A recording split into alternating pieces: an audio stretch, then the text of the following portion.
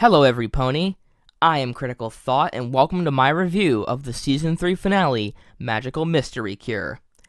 This episode was written by the extremely talented M.A. Larson, the man who brought us Sonic Rainboom, Luna Eclipsed, and Magic Duel, just to name a few.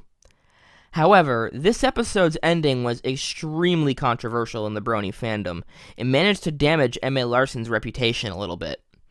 This episode was a tipping point for the Brony fandom. Many fans left the fandom after this episode's release, but many more also joined. Some of the original Bronies even stuck through it and are still here. What made this episode so important for the Brony community? Let's find out. For the first time in the show's history, we jump right into this episode with a musical number, Morning in Ponyville. This episode is chock full of songs, and the one that kicks this episode off is a pretty good one. The premise is simple. Twilight is just singing about what she sees and how wonderful everything is. However, while it's not the most lyrically complex song in the show's history, it's a fairly enjoyable one that's fun to sing along to. Morning in Ponyville shimmers, morning in Ponyville shines, and I know for absolute certain that everything is certainly... Twilight's song gets interrupted, however, by a huge bucket of water being dumped on her head. She blames Rainbow Dash, but we soon see it's actually Rarity, with Rainbow Dash's cutie mark. Something tells me everything is not going to be fine. Theme. Twilight questions Rarity about why she has Dash's cutie mark and is managing the weather. She answers saying that she's merely doing what she's always done since it appeared. Of course, Twilight knows this is not the natural order of things, and she goes to see what Rainbow Dash is doing. After waking Spike up, Twi and Spike approach Fluttershy's cottage, which Rarity told her belongs to Rainbow Dash. Rainbow answers the door with a concerned look, and when Twi and Spike open the door, they find all of Ponyville's critters going AWOL. This leads into yet another song called What My Cutie Mark Is Telling Me. It details the current conflict for the episode.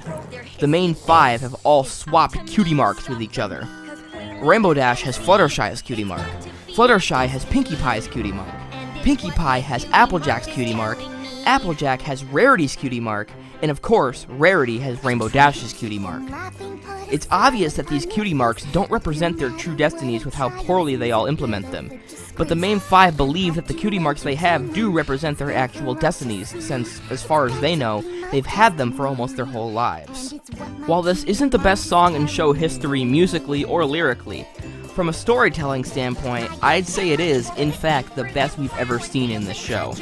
It delivers a heap ton of exposition along with the assistance of the visuals with cleverly crafted lyrics and a pleasant melody. Well done, Daniel Ingram. Outstanding work. It's got to be my destiny, and it's what my cutie mark. It's what my cutie mark. Yes, it's what my cutie mark is telling me. Frantic, Twilight returns home to the Golden Oaks Library, and Spike asks what is going on. Twilight tells him that while he was taking a long bubble bath the night before, she received a package from Princess Celestia. The package contained a spellbook once owned by the most powerful wizard ever to have lived, Starswirl the Bearded. This is the exact same spellbook that we saw at the very end of the Season 3 premiere. Celestia sent the book to Twilight in hopes that she could finish writing one of Starswirl the Bearded's spells that he was unable to successfully complete, since she believes Twilight's knowledge on friendship is the key to completing the spell. Twi began reading and casting the spell to find out what it was, but was totally unaware of the consequences, and we see the elements of harmony behind her change colors, indicating the change in every pony's cutie marks and the destinies they represent. Spike asks if she can perform a counterspell to change it back, but there is no such counterspell. Twilight also can't use the memory spell that she used to restore her friends when Discord caused them to forget who they were, since it's not their memories that have changed, it's their true selves. Heartbroken about what she has done to her friends, Twilight walks up to her room and we begin the next song of the season finale, I've Got to Find a Way, a song about how desperate Twilight is to right what has been wronged. In my opinion, this is one of the best songs in this episode. I've mentioned before in my review of On Your Marks that sad songs in this show really only positively impact the narrative when they are being used sparingly and only when we already feel sad for a particular character. Unlike Out on My Own from On Your Marks, this song nails that formula. The mood and atmosphere of the song perfectly complement how Twi is feeling and how the audience feels for her. The visuals here are also very well done. The choice to dull the saturation of all the colors really adds to the anguish of this song, and seeing sights like Sweet Apple Acres and Candlelight Boutique in desolation really hammers home the severity of what is actually happening here. The song and the visuals work together to provide an overwhelming sense of dread, and it feels like if things aren't fixed, this could be the end of everything. Another excellent piece of work by Daniel Ingram and his team. In a pretty touching scene, Spike encourages Twilight to not give up and fight for her friends. As Twilight looks at a picture of her friends, she suddenly starts glowing with magic and soon realizes what she needs to do to fix everything. I have to say that this sudden epiphany feels a bit contrived, but I get the feeling that there is a magical explanation for it that just isn't being given here, and I'm just dumb for not realizing what that explanation is, so I'm gonna give it a pass. Twilight explains that her plan is to remind her friends what they mean to each other. By helping the friend they care about, they will discover the part of themselves that has been lost and rediscover who they are truly meant to be. That seems like a complicated and risky solution, but I'm sure it's going to work because screenwriters. Twilight catches up with Fluttershy as she's getting ready to move back to Cloudsdale and leave Ponyville forever. She tries to convince her to come and help Rainbow Dash with her animals, to which Fluttershy says she doesn't know anything about animals, but is willing to try to help because she knows Dashy is a true friend. Once they approach the cottage, they enter to see Rainbow Dash about to be turned into pony soup by the animals. Fluttershy asks Twilight if she can take care of it, but Twilight tells her that she is the only one that can help. Once Flutters tries talking to the animals and feeds them, she starts glowing magically and mentions how she feels like taking care of animals is what she's really meant to do, and that it's her real destiny. Twilight rushes to attach Fluttershy's element of harmony, and once she does, in mere seconds, Fluttershy remembers everything and her cutie mark returns to normal. This leads us into the next song of the episode, entitled A True True Friend. In this song, the ponies sing about the magic of helping your friends to discover their true potential, as we see Twilight repeating this plan for all of her friends. In my opinion, this is the best song in this episode. The exposition was beautifully delivered, it's a fun song to sing along to, the melody is wonderful, the visuals are stunning, the message is strong, and this track is overall flawless.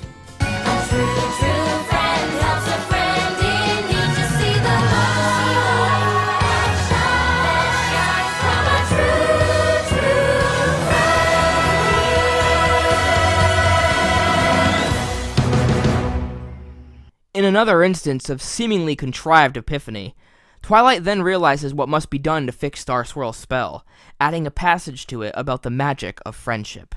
After she completes the spell, her element starts to shine brightly and beams of energy come shooting out of her friend's elements at her.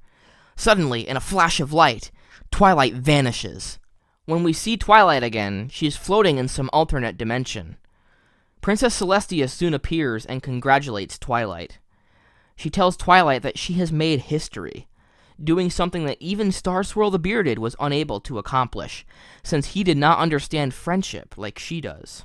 Celestia tells Twilight that she is finally ready for a new chapter in her legacy. We then begin the most emotional song in show history.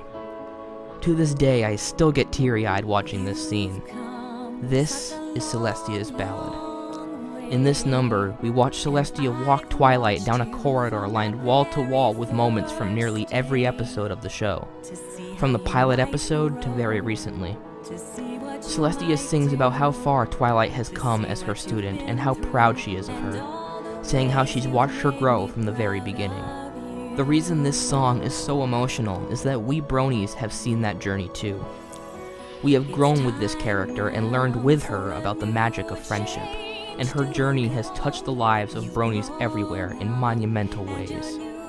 This is Twilight's coming-of-age song, and we Bronies share the same amount of pride in Twilight that Celestia does here. Twilight's grown up and completed her studies, and as Celestia says, it is now time for her to fulfill her destiny. In a spectacle of lights, Twilight descends down upon her friends to reveal that she has become an alicorn. When Fluttershy mentions that Twilight looks just like a princess, Celestia appears and says, "That's because she is a princess." Twilight Sparkle, the nerdy purple unicorn we have grown to love, is now Princess Twilight Sparkle, the princess of friendship. We then cut to Canterlot to see Princess Twilight's coronation ceremony. After Twilight makes her grand entrance to a little jingle entitled Princess Twilight Cometh, she goes onto the castle balcony to address the crowd, and gives a speech that I'm sure many bronies resonate with. A little while ago, my teacher and mentor, Princess Celestia, sent me to live in Ponyville. She sent me to study friendship, which is something I didn't really care much about. But now, on a day like today, I can honestly say I wouldn't be standing here if it weren't for the friendships I've made with all of you. Each one of you taught me something about friendship, and for that, I will always be grateful. Today, I consider myself the luckiest pony in Equestria. Thank you, friends. Thank you, every pony. Twilight, I'm so proud of you. Are you crying? Of course not. It's liquid pride. A totally different thing. I'm right there with you, Shining Armor. Liquid pride indeed. We close out this season with one final musical number, Life in Equestria, a reprise of Morning in Ponyville, with Twilight taking flight, declaring that everything is going to be just fine.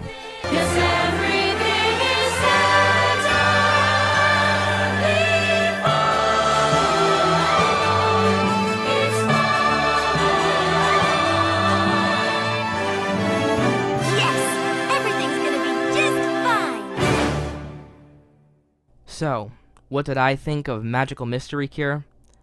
This episode was still really good despite the many things going against it. The biggest and most obvious fault with this episode is the breakneck pacing. Everything felt so rushed and there was barely any time to settle into any one particular scene. Apparently, the reason this season finale wasn't split into a two-parter is because Hasbro Studios just wanted to meet the bare minimum requirement of episodes for syndication, thinking that the series would not continue for a fourth season. However, due to the explosion of the Brony fandom and sales figures coming in that were showing MLP as Hasbro's most popular brand, not just for girls, but for all of their entire lineup of toys, only beat out by a couple of their board games as the company's most profitable brand, they realized it would be foolish to stop the show here. This gave us 2 more wonderful seasons, a 6th season currently airing, and at least 1 more season on the way. However, while things were rushed and the resolutions to the conflict were somewhat contrived, the epic and emotional story picks up the slack and then some. This episode is just one giant emotional roller coaster that is such a blast to experience. The songs were all wonderful with not a single one being lackluster, and the character development for Twilight was monumental to put it lightly. I know that Twilight becoming an Alicorn princess was extremely controversial amongst the fandom once the news leaked. But just as Twilight says at the end of the episode, everything was going to be just fine. Magical Mystery Cure gets a rewatch it rating from me. It's not the best season finale, but it certainly told a better story than the premiere, and packed a bigger emotional punch as well. As always, I am Critical Thought, and I will see you all in Season 4. Never stop thinking critically.